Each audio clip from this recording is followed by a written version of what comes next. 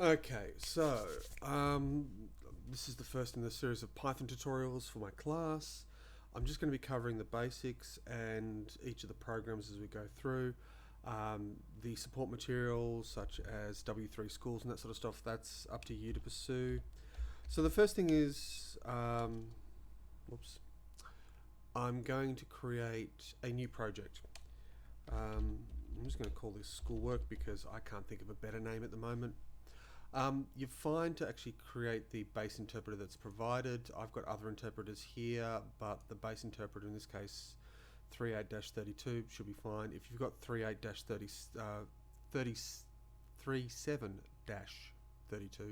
that's also fine. As long as you've got the right interpreter, it should not be a problem. The 2.7 interpreter, which may appear on this list, is one you do not want. If you happen to have that, then contact me and we'll sort it out for your setup. So all I'm just doing is creating a new project, new window, because I'm just going to do a completely separate setup, and I'm not even going to worry about the old stuff. I'm going to recreate the Hello World program, which is your sort of first fundamental program in programming.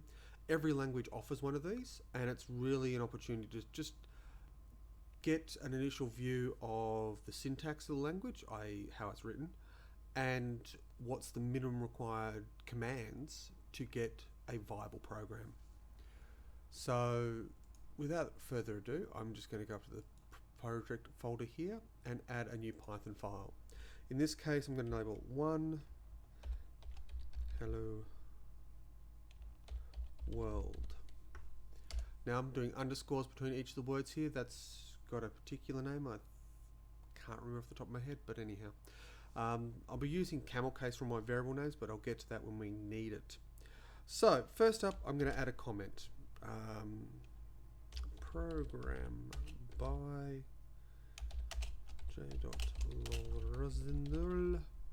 Alright, so I'm just putting myself in as the author. Pretty simple. Hash date written. And today's date's the 21st of the 4th, 2020.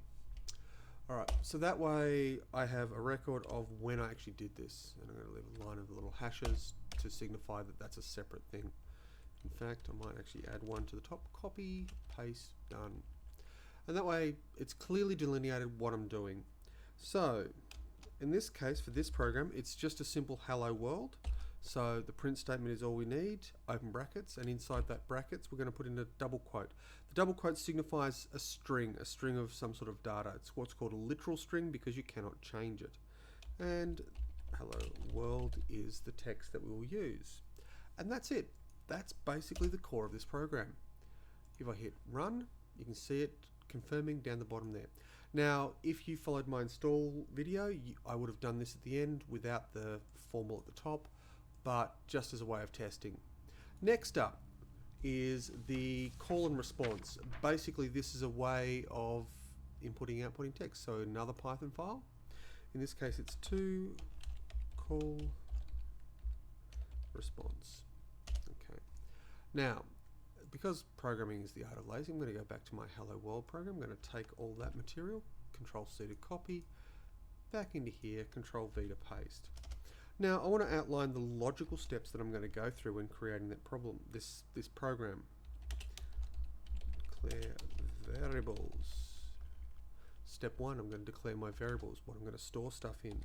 Step 2, I'm going to greet the user. Step 3, ask for their name. Step 4, respond with their name. So very simple set of instructions here, and one by one I'm going to go through and build this program. Now this may seem completely trivial to have a whole bunch of comments in this program, but it's extremely beneficial because it makes it clear what you're going on about. So first up, I'm going to declare my variable. I'm going to use the naming convention where I use the first letter is going to signify what sort of variable type it is, whether it is S for string, I for integer, F for floating point number, and B for Boolean value. And in this case, I'm going to make it equal to the null string, or the empty string in this case, which is not the null string, it's just the empty string. So there's no information in there, it's just completely blank. So next up, I need to greet the user. So a standard print statement, and hello, this is the computer, with spelling mistakes, but we'll fix that.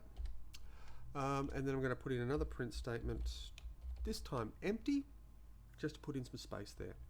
Now I need to actually request their name. So in this case, what I'm doing is I'm grabbing whatever the user types in and putting it into the S name. So I start with the S name, I assign it whatever gets inputted, and I need to provide them with a prompt in this case, and you can see that it's telling me, hey, type in a prompt. What is your name? Question mark with a space at the end. That should be fine. And then finally I need to output that name. Again, it's another print statement. Open the brackets. In this case, hello, comma, space. And then I need to get their name into there. So I'm going to add S name. And what this does is it takes my literal string and adds on, takes the literal string and adds on the S name variable. So we'll just test this and see what happens. Whoops. Oh, I'm testing hello world, so I better stop that, go here, test that one. Done. Hello, and I click in the box so I can type in here. Hello, this is the computer. What is your name? Jamie. Done. Hello, Jamie. Done. And that is a viable and working program.